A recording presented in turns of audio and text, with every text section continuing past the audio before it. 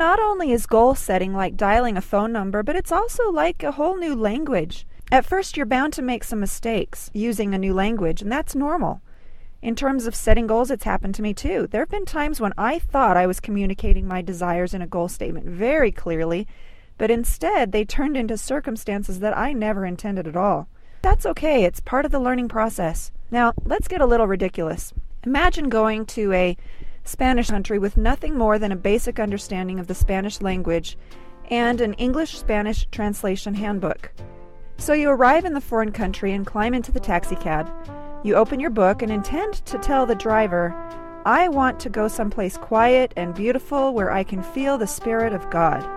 So, word by word, you search your translation book and say, and I'm going to botch this because I don't know Spanish, Deseo ir en alguna parte tranquilidad y hermoso donde puedo sentir el alcohol del Dios.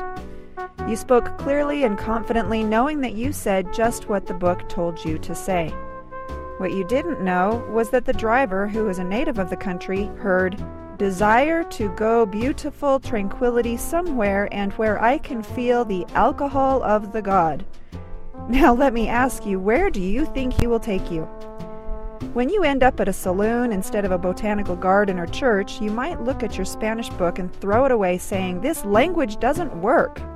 Now, have you met anyone who has discovered the language of prosperity, made an attempt to use it, and then threw it all away because it didn't work? Maybe you've even thought about throwing it all away. The language of faith and prosperity is just that. It's a language of the Spirit. It takes time to develop fluency. It takes practice to understand the cause and effect of thinking, feeling, and acting in this new and certain way. When things don't go the way you expect them to go, accept the results and simply learn from them.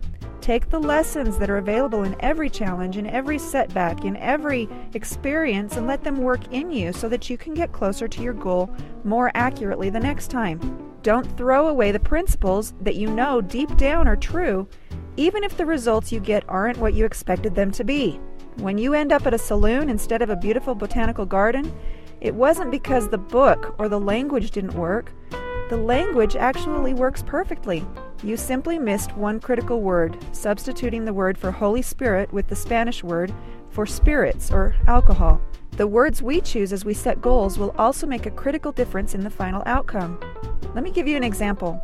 For a long time, I had a goal statement that said, money comes to me frequently and easily from multiple sources in increasing quantities on a continual basis. People want my products.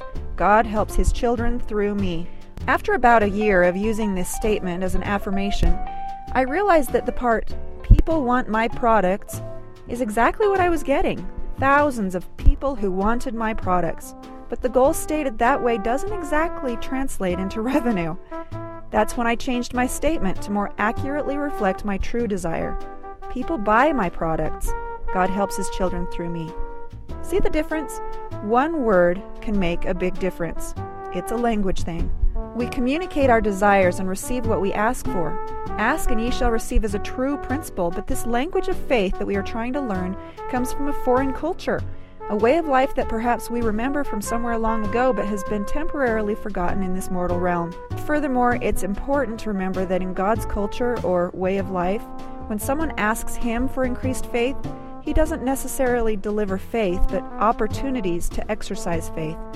When we ask for financial freedom, he doesn't give us piles of money, but opportunities to develop multiple streams of income. When we ask for strength, we are given challenging experiences where we can develop the very strength we asked for. You know, the bottom line is this: the more fluent we become in God's language of faith, the more peacefully we will grow toward accomplishing all that we truly desire. This has been A Little Bit of Wisdom with Leslie Householder. Listen to her podcast and download her books free at ararekindoffaith.com.